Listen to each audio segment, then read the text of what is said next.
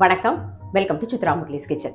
இன்னைக்கு வந்து நம்ம டிஃபன் பாக்ஸ் ரெசிபி தான் பார்க்க போகிறோம். ரொம்ப சிம்பிளாக காராமணி காயும் கொண்டக்கடலையும் வச்சு ஒரு ரைஸ் தான் நம்ம பண்ண போகிறோம். காராமணி காய் வந்து நல்ல நீட்டமாக இருக்கும், பார்த்துருப்பீங்க. இதை வந்து இந்த மாதிரி கட் பண்ணி வச்சுருக்கேன் நான். கொண்டக்கடலையை வந்து ஆல்ரெடி கொஞ்சமாக உப்பு போட்டு வேக வச்சு ரெடியாக எடுத்து வச்சுருக்கேன். ஸோ இப்போ நம்ம வந்து ரைஸ் பண்ணிடலாம். இப்போ எண்ணெய் நல்லா காஞ்சின்னு இருக்கு. நம்ம வந்து சோம்பு, பட்டை, கிராம்பு, அப்புறம் வந்து ஒரே ஒரு பிரிஞ்சி எல்லாம் சேர்க்க போகிறோம்.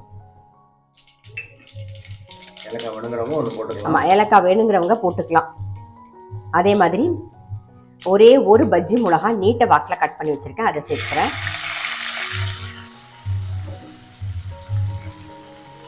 இஞ்சி, பூண்டு, பச்சை மிளகா 3 அரைச்சி வச்சுருக்கேன், அதை சேர்த்துக்கிறேன். காரத்துக்கு மெயின் காரத்துக்கு வந்து அந்த பச்சை மிளகாயும் பஜ்ஜி மிளகாயும் காரம் தான். அதுக்கப்புறமா நம்ம மேலாக கொஞ்சமாக வந்து வரமிளகா போட்டு சேர்த்துக்கலாம். வெங்காயம், நல்ல பெரிய வெங்காயம், ஒரு வெங்காயம். இதை கொஞ்சம் நல்லா வதங்கட்டும், பச்சை வாசனை போக வதங்கட்டும். இப்போ கொஞ்சமாக வந்து புதினா சேர்த்துக்கலாம், கொஞ்சம் கொத்தமல்லி.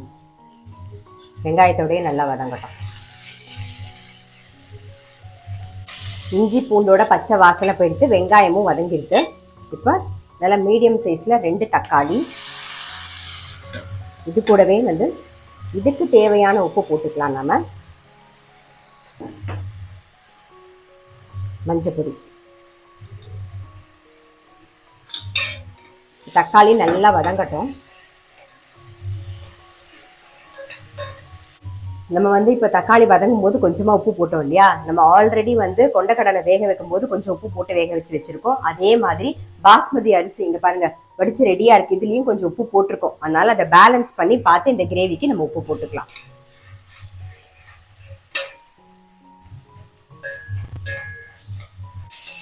இப்போ தக்காளி கொஞ்சம் வதங்கிடுது. இந்த ஸ்டேஜில் நம்ம கட் பண்ணி வச்சிருக்கிற காராமணி காயை சேர்த்துக்கலாம்.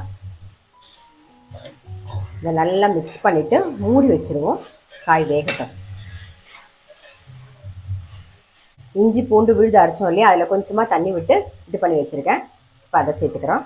அவ்வளோதான், சிம்மில் வச்சு அப்படியே மூடி வச்சுருங்க, காய் வெந்துடும். இப்போ காய் வெந்திருக்கும், பார்த்துடலாம்.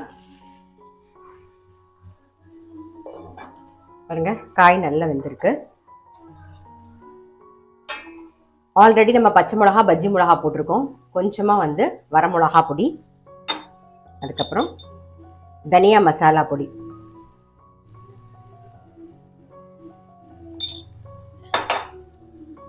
இது கூடவே வந்து வேக வச்ச கொண்டக்கடலையும் சேர்த்துடலாம். நாம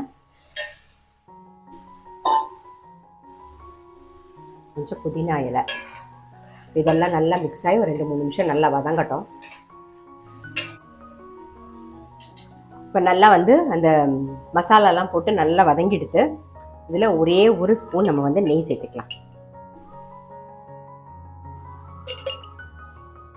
நல்லா மிக்ஸ் பண்ணிடுவோம்.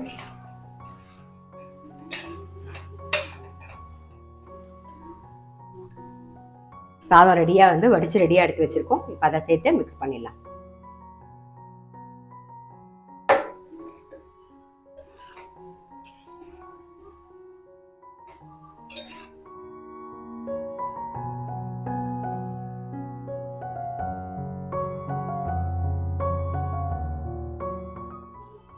மேலாக கொத்தமல்லியும் போட்டுருவோம். இன்னும் ஒரு ஸ்பூன் வந்து நெய்யை விட்டுட்டு அப்படியே விட்டுருங்க. அடுப்பை ஆஃப் பண்ணிவிட்டு மூடி வச்சுருவோம். அந்த நெய் அப்படியே உருகி செட் ஆகும். அதுக்கப்புறமா நம்ம மிக்ஸ் பண்ணி எடுத்துடலாம். அவ்வளோதான், நம்மளுடைய கொண்டக்கடலையும் காராமணி காயும் சேர்த்து ஒரு ரைஸு. ரொம்ப சிம்பிள், டக்குன்னு பண்ணிடலாம். நீங்கள் டிஃபன் பாக்ஸ்க்கு இந்த மாதிரி ட்ரை பண்ணி பார்க்கலாம் அப்படின்னா டெஃபினட்டாக ட்ரை பண்ணி பாருங்கள். இதுக்கு தொட்டுக்கிறதுக்கு வந்து நல்ல ஒரு வெங்காய தயிர் பச்சடி நல்லாயிருக்கும். அப்படி இல்லைன்னா அப்பளம், வடா, சிப்ஸு, உருளைக்கிழங்கு சிப்ஸ் எது தொட்டுன்னு சாப்பிட்டாலுமே நல்லாயிருக்கும். ட்ரை பண்ணி பாருங்கள். நான் அடுத்த வீடியோவில் சந்திக்கிறேன்.